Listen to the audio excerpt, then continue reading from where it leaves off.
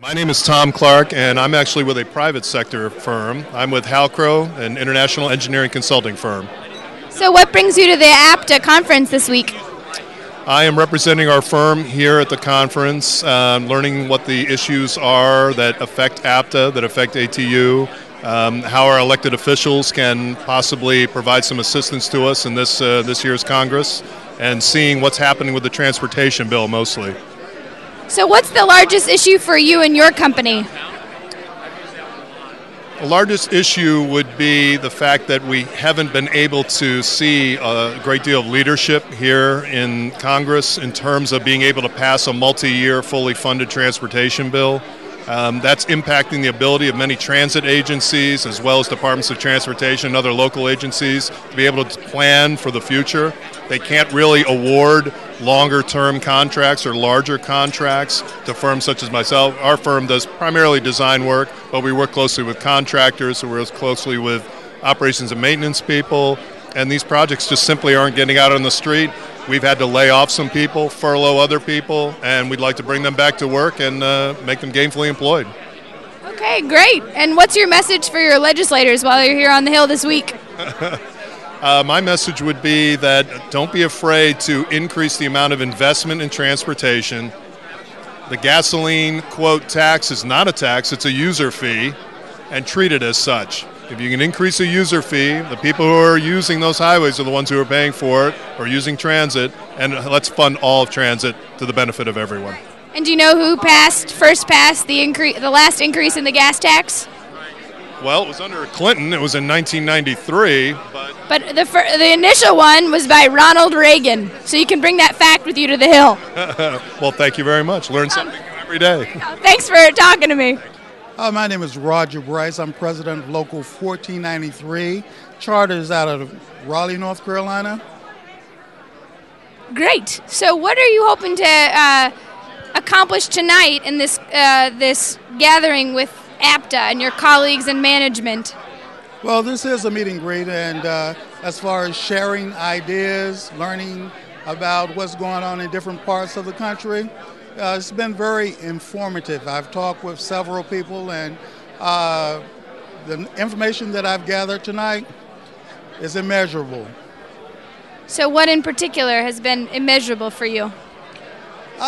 First of all, I met this gentleman from Denver, an elected official who explained to me how he got to where he was and how he was working for management but now is labor, and that was very interesting. That was just one of the folks that I've talked to. This lady right here, I learned that her husband is an official with NAFTA, and she didn't want to talk, but she talked a lot about her husband and where they were from. It's always interesting to find different people and to discuss different issues.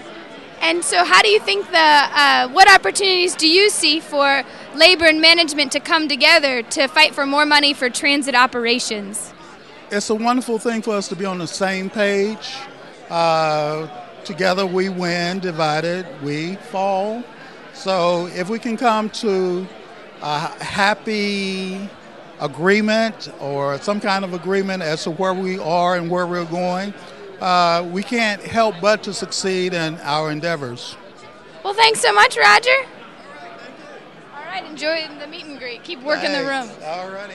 I'm Amy Custis. I'm a project associate at the Transportation Learning Center, and we do labor management partnerships for training, mostly maintenance training, but operations as well. So it's great to be here, and we thank ATU and APTA for their hospitality. Great. So what do you see in terms of opportunities for labor and management to work together to fight for more operations funding? For more, sorry? Operations funding. For more operations funding. Obviously, with reauthorization, there's a whole lot right now. In particular, the ATU bill has a lot, and I know we've worked pretty closely with Jeff Rosenberg for some workforce development funding in that. That's obviously a part of operations. Beyond that, I'm really eager to see what we come up with. So. Oh, and want to say a little bit more about what you do with the Transportation Learning Center? Sure. Me particularly, or the center?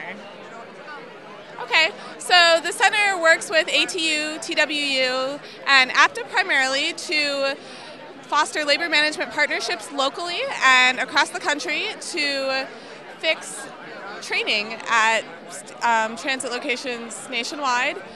We've been around for about 10 years, and we really work to make sure that training and the process is inclusive of everybody and isn't just something that folks who are sort of on the payroll and it's just management doing, and to make sure that really everybody has a voice and everybody's needs are being met. And do you have any message you'd like to send to the ATU members back at home? Alas, I am not actually an ATU member. I am a member of a different union, but it's a great event, and I think that the stuff that Larry Hanley has been doing with the coalitions and everything going on there is really great, and I'm looking forward to seeing where it takes us. Great, thanks. So what role do you see, other transit agencies and partners and management, how can they help in this endeavor of the ATU? Well, the best way to do it is just tell the story and sell the story and make sure that people understand that they are stakeholders. There are so many stakeholders that benefit from public transit, many of whom never use transit, but they benefit from using transit. Transit is so essential to our life and to our economy, to the social well-being of the country. Obviously, you have the people who use and ride transit, but that's just a piece of the story. It's the whole well-being of our society. It's the mobility. I call it the fifth freedom. If people can't get around and they can't move, what good are the other four freedoms? And so federal investment in public transit is absolutely critical. The federal government has been investing in every other mode of transportation, and for some reason everybody focuses on transit or transit fares, and we forget how heavily that highways and airline, and they all need to be subsidized. I'm not saying anything negative about them, but a lot of people seem to focus on the cost of everything and the value of very little. So it makes a significant economic and social impact and really can help us get off of our dependence on oil. And God, at this point in time with the uncertainty in the Middle East, there's no better time than to start investing in transit and making up for years of underinvestment and creating good jobs. These are good jobs for American men and women who can provide a service to other people and get them safely to where they need to be. Okay, well, thank you. And how do you see that management how might APTA and ATU work together around tackling this issue of more investment in transit operating? Well, they need to work together to get to tell the story. I think that if you can effectively tell the story, that American people will buy anything that they fully understand, but they need to fully understand it. So working shoulder to shoulder, if you will, that's our best shot at getting the real story out. Great. And do you have any message you'd like to send to our ATU members? Just keep doing what you do every day. Our job security is a lot in our own hands, and getting up every day and meeting or exceeding our customers' expectations, that's really what it's all about. So service is, we're a service industry. We service people, and we just got to keep making sure that we're providing that service, safe service to everybody. Okay, great. Thanks so much. You're welcome. Enjoy the evening. You too. Okay. So I'd love, here we are at the APTA ATU event. First, would you say your name and what your role is that brings you here tonight? My name is Gary Goyke. I'm from Madison, Wisconsin, and I'm here representing the management side of public transportation. And how do you react in your role to the massive uprising of organized labor that's happening in Madison and Wisconsin today? I think it is extremely important that the people speak out. We were very supportive of the efforts of folks in Wisconsin. We as managers see that collective bargaining is a vital and important fact in providing good service, good transportation. You need to have competent professionals as mechanics, you need competent professionals as drivers, and you need competent professionals in any other capacity for the transit systems. And we back them all the way. Sure. So what happened on the lobby day when you were in Madison during these protests? We visited 91 offices in Wisconsin. I'm very proud of that. And we walked hand in hand with labor into the offices and walked hand in hand to the governor's office, to every place that we could go and say, this is not the Wisconsin we know. This is a different version of your opinions of what's going on. And we want you to reconsider what you're doing and to make the changes that we're asking for. And what's some of the history between labor and management in Wisconsin that allows you to go hand in hand?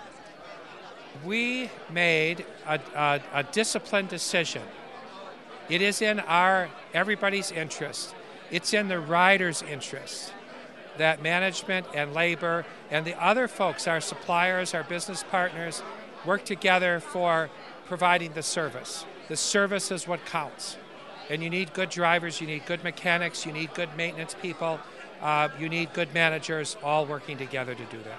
Well, all of ATU is very excited that managers across the state of Wisconsin came out in support of workers, so we appreciate that. We are totally in support. It's what it's all about. Okay, great. Thanks so much. Thank you.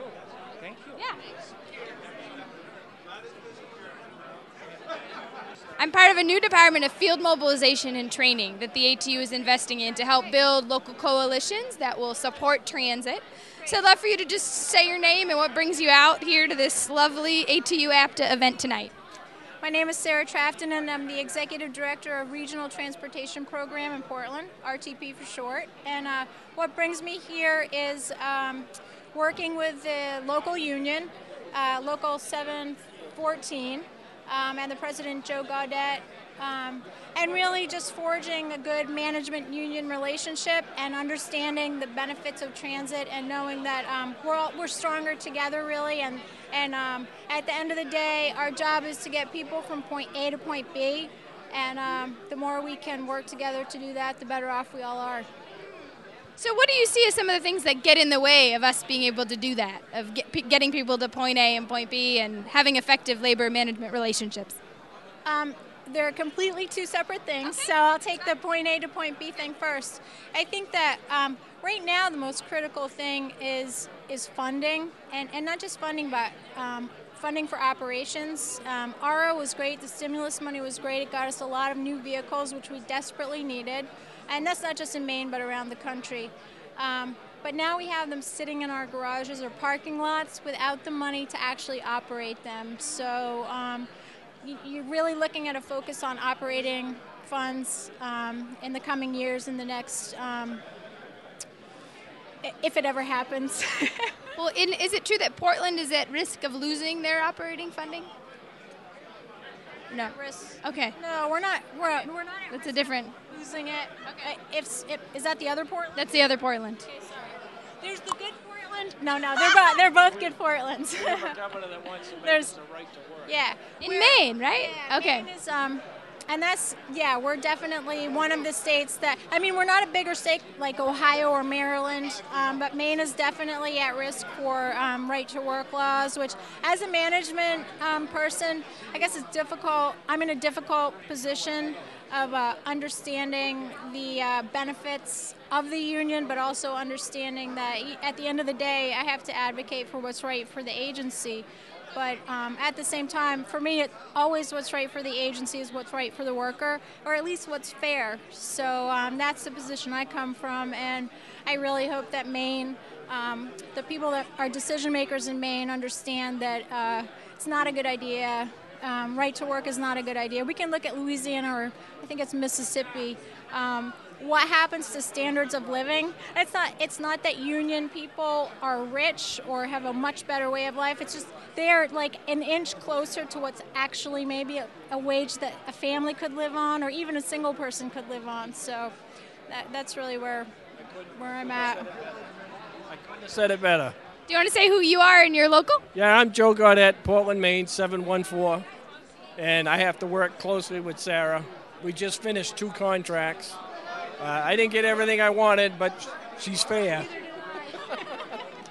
And that's negotiation, right? Yes, that's what it is, yes. Well, thank you both. Is there anything else you'd like to say to the ATU members across the country? Keep up the good fight.